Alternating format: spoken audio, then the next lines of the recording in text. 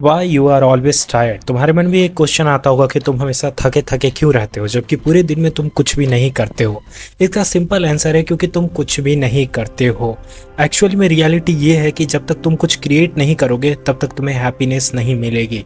देखो, हम इंसानों के अंदर एक खास चीज़ है कि अगर कुछ क्रिएट नहीं करेंगे, कुछ प्रोड्यूस नहीं करेंगे, तब तक हम खुश नहीं रह पाएंगे। एक चीज मैं बताना चाहता हूँ, आज के वक्त में जो कंज्यूमरिज्म है वो काफी नॉर्मल हो चुका है। हम कभी भी इतना कुछ कंज्यूम करने के लिए बने ही नहीं हैं। तरह तरह के मोबाइल पे गेम्स आ गए हैं, तरह तरह के शोज आ गए हैं, रील्स, इंस्टाग्राम, कई सारी ऐसी चीजें आ गई हैं जैसे कि कॉर्न आ गई हैं, ड्रग्स आ गई हैं, फास्ट फूड आ गए हैं। ये सभी क्या है?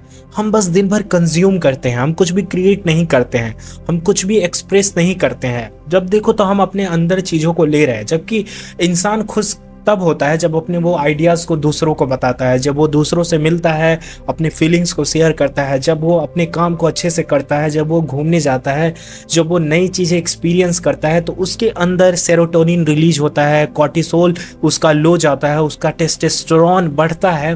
तो प्रॉब्लम यह है कि पूरा का पूरा तुम्हारे आसपास सिस्टम ही बेकार हो चुका है।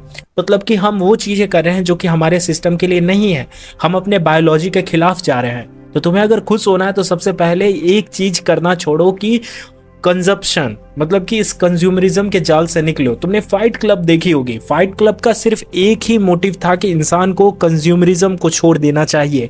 अननेसेसरी चीजें हम कंज्यूम करते रहते हैं। इंस्टाग्राम पे हम देख रहे हैं कि एरोप्लेन कैसे बनता है, इंस्टाग्राम पे हम जियो पॉलिटिक्स की वीडियो देख रहे हैं, किस देश में कौन लड़ाई कर रहा है, किससे कर रहा है, कुछ भी इंपॉर्टेंट नहीं है। इंस्टाग्राम पे हम ये देख रहे हैं कि ये कॉन्स्पिरेसी थ्योरी है।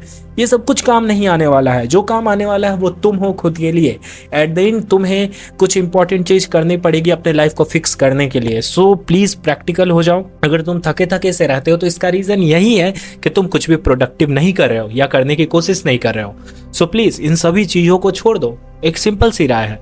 मैं तुम्हें 10 तरह की टिप्स नहीं दे सकता। ओके, सिंपल सी चीज है। तुम अपने फिजिकल बॉडी पर काम नहीं कर रहे हो तो फिजिकल बॉडी वीक होगा।